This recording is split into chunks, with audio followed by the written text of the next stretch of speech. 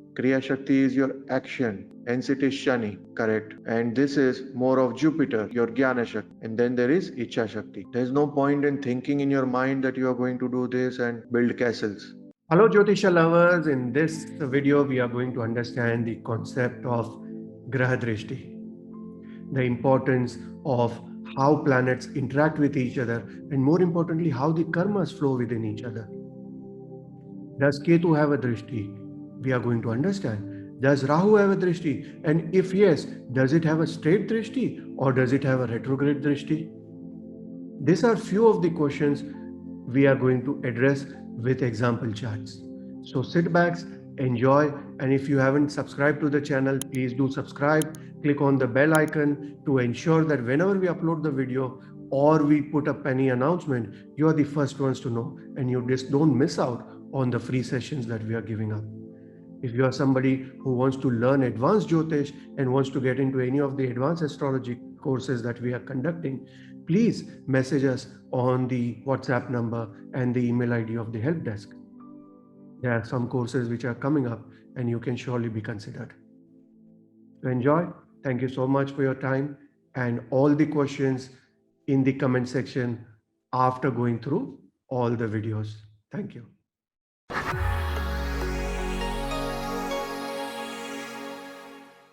See, Upachaya is, you remember the three Shaktis we talked about?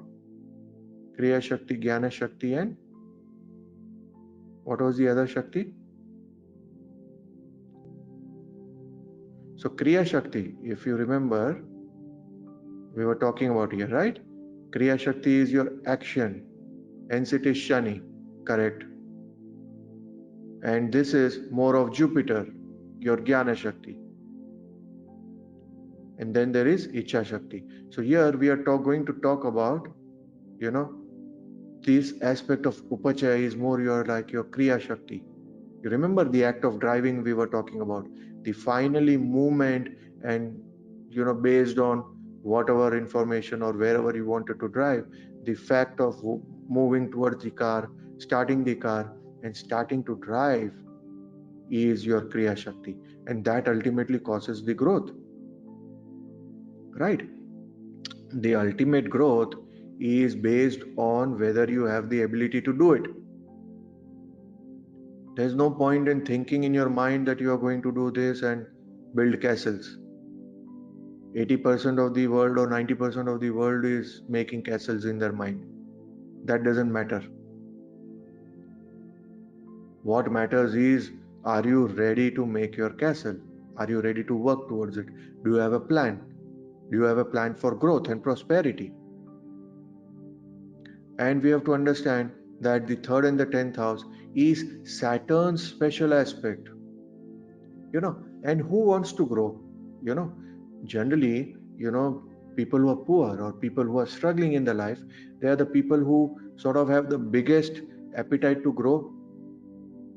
Oh, my salary is very less, I need to sort of work very hard, or I need to hunt for another job. Oh, my health is very poor. Oh, I need to sort of start walking, going to the gym, or visit a doctor. I need to take the medicines. I'm having digestion issues or whatever it is. The ichha and that kriya or the doing part of it is more, when you are on the other side. A guy, or somebody who is very fit, and when you tell them that, oh, health is very important and health is your most important thing and health is wealth and all those things, they'll say, no, forget, health is okay, wealth is very important. Give me a Ferrari and I'll be more happy. Why? Because they already have it. Ask a guy who is in the hospital and who is struggling or fighting for their life. They would definitely say that, hey, health is most important. Take away my Ferrari, but give me my health. So you need to understand, Saturn's special drishti is associated with Kama and Karma. Third house is said to be as Kama house of sexuality. And 10th house is the house of work. So in both areas, Saturn says that, hey, you need to work hard. You need to be hardworking. Or in Saturn's mind, he is hardworking. Third house is also called as the house of Guru Upadesha. Very few people know that. It is not just your house of sexuality, it is not just house of mating. It is also called as house of Guru Upadesha, the third house. And third and 11th house to that extent are very connected, because 11th house is the house of hearing, and the third house is your Guru Upadesha. So if your Guru is giving you an Upadesha, are you able to hear? That's why you don't want afflicted 11th house, because if you have an affliction on the 11th house, you just don't listen to your Guru. You have a problem listening to people, and that becomes your downfall. Okay. And then the 6th house, see, you have to understand that 6th and 10th house are also very connected. They are all houses of growth. 6th house is the house of enemies generally. At a very basic level, we can say our lower intestines or our digestion is associated with the 6th house. And the 11th house or Kumbha Rashi, we say is the toilet. So everything that is being eaten, digested in the 6th house is supposed to be flushed out, from the Kumbha Rashi. So the 6th house and 11th house, or the 6th house and the 10th house, are all interconnected. Especially 6th house is also the house of enemies. If you have too many enemies, you can't work. But if you start working and become really big, you will start having enemies. Without food, or good digestion, you can't work. Bhukhe pet na bhaje Gopala, right? It's a very, very famous quote. So the 6th house and 10th house are also connected to that. So, and the 3rd house and 11th house are connected. So Saturn says that, hey, between both of you, I'm going to check the 3rd house and the 10th house as the centrifugal phase, because 3rd house is going to control the 11th house. The 10th house is going to control the 6th house. So if there are benefics associated with the 3rd house or the 10th house, to that extent,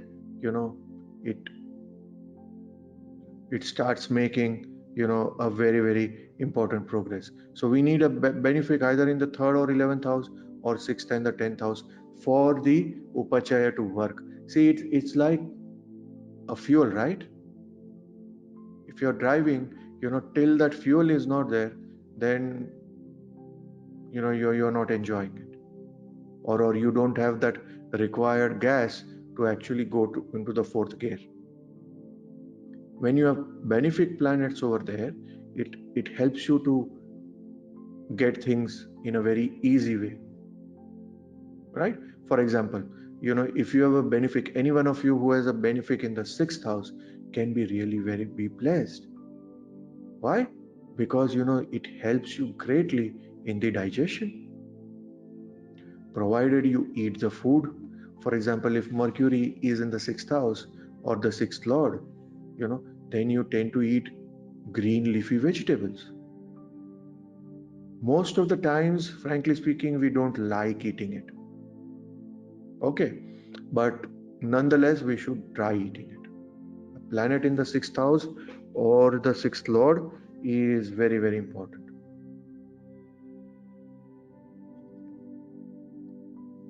Okay, it's very, very important. The 6th house is your house of enemies. At the same time, it is the house of growth also.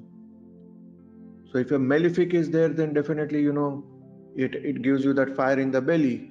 If a benefic is there, then to that extent it makes your life easier, because you don't need to fight for your work. You don't need to fight for your growth.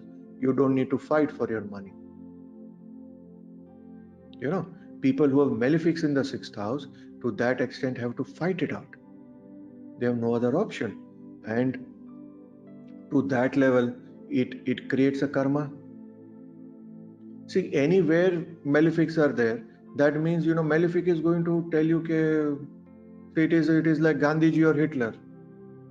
Imagine telling Hitler that, okay, do the fast, hey Hitler, sit down, don't attack Poland, sit down, chant Hare Ram, Hare Krishna, or say Shri Ram, Jai Ram, you know, do bhajans, do a fast, and hey, things will be fine, Hitler. Hitler will look at you and tuck, he will shoot you.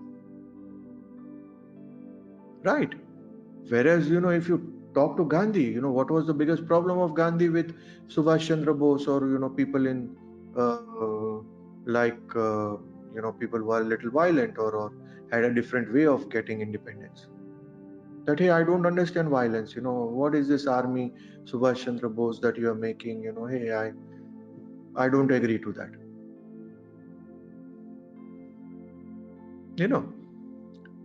Very, very important. Both have their part, but as I said, that when benefits are there, frankly speaking, you don't need to fight for it. When malefics are there, then to that extent you have to fight for it. So generally, who is the luckier one? The one who has to fight, or the one who is, getting anything and everything without a fight? It's very important for us to understand. So Upachaya, again, is the house of growth. Saturn is going to tell you that, hey, how can you grow? And Saturn knows the way of hard work. Saturn says, whatever work you do, you better do hard work. If you aren't doing hard work, then hey, I have a problem. Okay, we'll talk more about it. Now, where is the wealth stored? Where do you store, things, So if you create your wealth from the third house, then the storing is in the 12th house, right? Because the 12th house is like, your bedroom or your storage or whatever you call it, right? Similarly, if in the 10th house you're doing your karma and you're making your progress, where will you store it? In the 9th house. That's the reason the 2nd and the 9th house are said to be the houses of wealth. Very important, right? So now you know the logic why they are said to be as the houses of wealth. Okay, now this is about Upachaya. We will be doing lot in terms of these Upachayas and a lot of other things. These concepts are very important for you all to understand. But on the other side, let us talk about the Chaturashara, the 4th and 8th house. This is the Mangal aspect, right? The special aspect of Mangal, Raksha Drishti, what we call it. The houses of protection. And Mangal has the special Drishti. 4th is how to protect. Consider Mangala is in Lagna. The 4th house is how to protect, and the 8th therefrom is how long to protect. It is like if you have got a Z class security, then how long are you going to get that staff? Is it for 6 months, 1 year, or just for those 2 days? It's very important. Okay. Similarly, you have to understand 4th from moon. 4th from moon is how you protect yourself, right? Your natural healing process is very important to be seen from 4th from moon in Rashi and your Navamsha. And 8th therefrom is how long to protect. Whether you are having a long sort of a fight with a disease, or is it just a little bit of hey, I'm having a small fever, or I'm just having a little cold because I ate a lot of ice cream yesterday, or I had a cold Coke sitting outside in my balcony with a very cold evening, right? It is very important. Now 8th house, see, you have to understand it is Mangal, right? So 8th house is where your blood is created, your bone marrow, so to say. Okay, or that spine, bottom spine. Okay, the doctors would confirm that blood is actually made in Scorpio. It is your bottom spine. Yeah, and there are 2 houses of Mangal. One is your Lagna. So ultimately the blood has to be reaching your brain. has to be reaching your Lagna for you to be alive. Hence, these are two houses of Mangal, as they say. Okay, and it is very, very important. So, from Mars, wherever Mars is placed in your house horoscope, look at the fourth and the eighth therefrom. For example, let's say if it is in the fourth house, or let's say if I have Mars in the third house, okay, then I'll count four houses from there. 1, 2, 3, 4. Okay, and then eighth also. 5, 6, 7, 8. So my Mars is looking at my sixth house and 10th house. Okay, 10th house is also the house of exaltation of Mangal. Sixth house is the house of enemies. Okay, so can I have enemy problem? I can say yes. People can be pissed off. People might be jealous. All those things can happen. There is a malefic aspect. Is there another malefic aspect? Yes. Saturn is here in Cancer in my horoscope. 1, 2, 3. Saturn is also aspecting the sixth house. Aha. So I really need to sort of have a little issue where people can be jealous or people are little likewise. I'm just giving you small examples. Once you understand that, later on you can sort of decide what you want to do. You want to create more karmas or you want to be happy in your own zone. You know, all those things. So this Raksha Drishti becomes extremely important. The special Drishti, understanding, hey, what is Mars trying to protect and why is it trying to protect?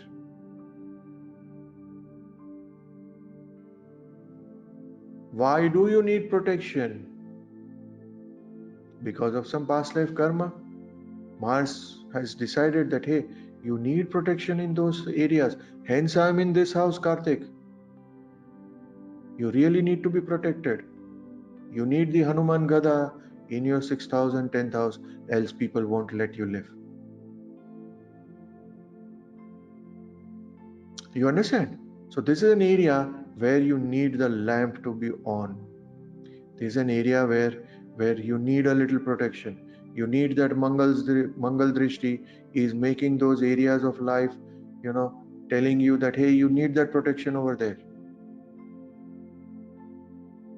Okay? Last but not the least is your Trikona Drishti. It is not last actually, the 7th house Drishti is also there, but the last special Drishti is the Trikona Drishti, which is called as your Jnana Drishti. I have had this child with books over here. It is technically telling you where your knowledge lies. And it is Jnana. Jnana means all your ability to understand things, process things. Do you have the ability to process things? Everybody has it, but in different spectrums of life. For that, we check where the Jupiter is and check the 5th and 9th house therefrom. The triangle of Durga, as they say. Hence, they say when Jupiter is in Lagna, it is a fantastic placement. Why? Because it is aspecting the 5th house therefrom and the 9th house therefrom. 5th from every house is the shelter. It's like the protection. Okay. For example, from Lagna, the 5th house, protects your brain. It is called as your Panchakshari. So when you do Namah Shivaya, which is a Panchakshari, it protects your brains. Okay. Now let us look at the 4th house. Here I'm talking about all the Kendra protection, how to protect yourself in 4 major areas of your life. Let us talk about the 4th house. From 4th house, which is the 5th house, it is the 8th house. Okay. So for 4th house, your heart to heal, or to ensure that your heart is always clean, you should do the 8 Akshara mantra or the Narayana Kavach. Om Namo Narayanaya. Om Namo Narayanaya. Om Namo Narayanaya. Okay, so it is going to ensure that all those Shad Ripus, all those things, bad things are going away from your life, and your heart is always clean. There is no bitterness. Okay. From the seventh house, if we see, the 11th house is your fifth house. Yeah. So you need a 11 Akshara mantra. Seventh house is the house of relationship, right? Fourth house is health. Lagna is your dhi. So understand that logic, huh? From the seventh house, you need an Akshara. Kleem Gopijana Vallabhaya Swaha. Kleem Gopijana Vallabhaya Swaha. So if you're going through the turmoil in matters of relationship, this could be a beautiful Krishna mantra. Kleem Gopijana Vallabhaya Swaha. Kleem Gopijana Vallabhaya Swaha. Kleem Gopijana Vallabhaya Swaha. Okay, it's a beautiful mantra, right? The 10th house of your work, which is the fifth from the 10th, the second house of income, right? The storage of all the wealth from the Upachaya. So that all is very important. So you need a 14 Akshara mantra, 12, 13, 14, right? It is Om Bhur Bhuvaswa Samb Sadashivaya Nama. Om Bhur Bhuvaswa Samb Sadashivaya Nama. This will ensure your work is protected. Okay. It is very important, right? So simple rules I have given you. Likewise, you can understand that the fifth house is protection. That's why we always look at our kid who is going to grow up and protect us. Okay, or our investments. Fifth house is also our investments, speculations. All those things. You feel that, hey, this is going to help us. All the savings are going to help us, and the biggest saving is like our child on whom we invest in terms of education and good manners, culture, whatever you call it. Yeah. So very important. The ninth house is where you take your shelter in terms of the temples. It's your spiritual shelter. The moment you have a problem, you run to the temple, you run to the church, you run to the Gurudwara, you start doing your prayers again. Oh God, please help me. Oh God, please help me. That's the shelter. In Dashamsha, we run to our boss. Oh, please don't sack me. This is the problem. Okay, I'll do this. What is happening? Please don't do this. Right? So we have to understand in various divisional charts, the ninth house can be your shelter. Right? So Agni Kona, like Agni Kona is 159. Right? He is all about our survival and feeding. Right? Whereas our Vayu Kona, which is the seventh house and the trines 7, 3, and 11, is all about our longevity, in a way, our breathing, right? How we sort of, because it is Vayu. You remember the Panchanga? If not, please go to the YouTube and listen to those Panchanga series again. The seventh house trines is the Vayu trines. It is all about your breathing, right? All about your health. Hence, if you say that the Nakshatra Lord, if it is in the Kendra or the seventh house or in Digbala, is very good. All those things, you remember. You need to revise it if you have forgotten it. Okay. What about the other two? We talk about the Lagna, which is the Agni Trikona and Vayu Trikona. The Jala Trikona is 4, 8, and 12. What is it all about? The Shuddhi part of it, the spiritual trine, the Moksha trine. Whereas what about the other last trine, the Karma trine, or the Prithvi trine, so to say. 2, 6, and 10. It is your work, right? For work, you need money and you need your work, 6th house. And ultimately, you reach the 10th house. So they all play with each other. See, all these trines are very, very dependent on each other. You have to always understand.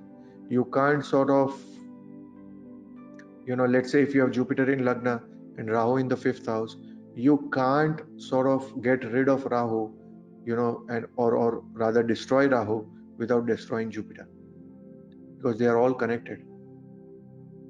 That's why, when you sort of wear a gemstone or do a sort of a remedy, etc., especially negative remedies to destroy a planet or to suppress a planet, you have to be very careful, what is in the trines. because ultimately it will affect the whole of the trines, and you don't want something else to happen, while you are doing it. Okay, so very clear. You will need to sort of revise it couple of times, and we'll be doing more and more of clarity into it. But as a sort of level 1 understanding, I feel you'll be able to understand it much better. Okay, lastly, there is this kama drishti. Kama drishti is happening because of drishti. I've kept this couple, or to be couple, or whatever you call it, girlfriend, boyfriend, which are looking at each other. Now the moment they are looking at each other, there are emotions coming out, right? Emotions can be positive. Oh, she's so beautiful. Oh, he's so cute. Or emotions can be negative. Oh, he's such a loser. Oh, he looks like a child. Oh, this guy is stupid. He's creepy. you know Either ways. And either ways it plays a karma, that you looked at somebody and you don't like, or are you judging them, you know then you are having a negative karma. Why do you even need that negative karma? That is the reason why the sannyasis always, you know never some of the sannyasis never ever looked at a woman. Now there might always be this debate that, if your bhakti is so strong, then you shouldn't do that, because it is, women is also devi, and so there are pros and cons. I'm not denying that, you know but the thing is, there uh, the whole concept is not technically just based on a bias towards women. They know that, if Vishwamitra couldn't even resist, or the great Vishwamitra uh, you know uh, got weak, just by Menaka, you know they agree that they are not that strong, you know or there might be some badaka, and their whole sadhana might go for a toss, you know just by looking at a woman, and some desire coming out. You understand? So there is a very sort of a spiritual understanding to the whole thing as well, right? And you can always have the pros and cons. You can sort of debate within your mind, but you have to understand that, for example, Thakur Ramakrishna never looked at money, or never touched money. Why? Because if you touch, then you will start that attraction. Wow, dollar is so good. Oh, I like the pound. Oh, the euro is also looking good. Now I actually want to convert all my money into dollar or pound or euros. Oh, this is so beautiful. Now this is something that needs to be taken care. Okay. Now will Ketu also have the 7th house drishti? The answer is no, for a Jivatma. Why? Because Ketu is technically a moksha karaka. Right? So imagine if Ketu as a moksha karaka has a 7th house aspect, then technically you are trying to tell me that, hey, he's no longer moksha karaka, because he's bound to give you rebirth. You understand the conflict? You can't tell me that, hey, this player, this guy runs very fast, but he doesn't have the legs. You will say that, dude, how is he going to run? In his mind, or he needs to have, uh, you know, uh, it has to be, there has to be a reason why a certain thing is happening. There was a reason why Ketu is a moksha karaka. So if he is a moksha karaka, and at the same time 7th house is the house of desire and rebirth, how can a moksha karaka be looking at the house of desire and rebirth? So in human beings chart, we don't have Ketu as 7th house aspect, but Ketu can have an aspect in Jharatma. So when you look at, let's say, an organization, let's say we are looking at India's chart, or Pakistan's chart, or USA's chart, Canada's chart. In those country charts, Ketu will have a 7th house aspect, what we call it as Chora Drishti, or the Drishti of a thief. Why? Because over there, the countries are not going to have moksha. You might say that one day the countries might break up and all, but that's not moksha, right? So that logic is stretching a little far. I used to toy around with that concept, but moksha is quite a different thing, right? Whereas all the other planets, be it Surya, Moon, Chandra, sorry, Venus, Mercury, you know, technically the Sattva and the Rajas planet, they are all having the 100% drishti on the 7th house. Okay, but will all planets be having drishti on the 7th house as 100%? The answer is no. Why? Because of those special aspects which we have talked about before of Saturn, Mars, and Jupiter. So they will not have a strong Kama drishti like what Surya, Chandra, Mercury, and Venus will have. Why? Because God has blessed them with those special drishtis of Upachaya, of Raksha drishti, and the Jnana drishti. Similarly, these other planets like Surya and the other Chandra and Mercury and Venus, will they have these special aspects? Yes, they will have these special aspects, but not 100%. Interesting. So what we will do is, we will be doing the other parts of it, in few days time.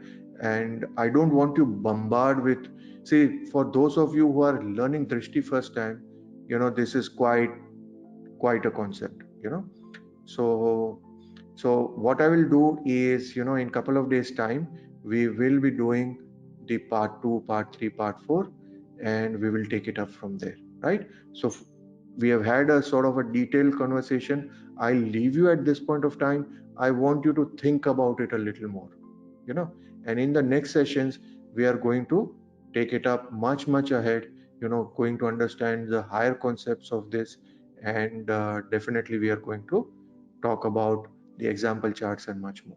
Okay, so thank you. See you soon. Namah Shivaya. Namaste Jyotisha lovers, I hope you loved the video, and if you have any questions, please write down on the comment section. If you are somebody who is new to the concept and wants to learn advanced Jyotish, you might enroll for a lot of our courses which are coming up. Simultaneously, apart from subscribing to the channel, you can also share the videos on your Facebook and other social media platforms, because you don't know if there might be somebody else who is actually looking forward to the knowledge, and you might be the one who can end up helping that particular soul reach the right objective. So take care of yourself and keep learning Jyotish. And as I always say, knowledge is an ocean. Start swimming.